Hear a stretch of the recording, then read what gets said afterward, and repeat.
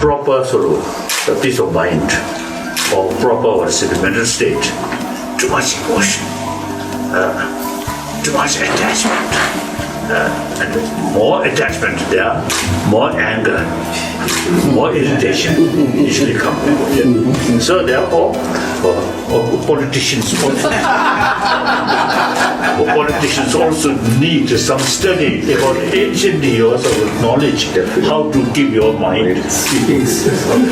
So that you see your wisdom, your brain can function normally.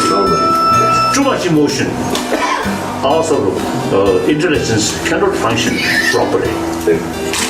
Too much emotion, you can't see the reality, always biased. In order to know the reality, our mind should be unbiased and then look objectively. Then we can see the reality.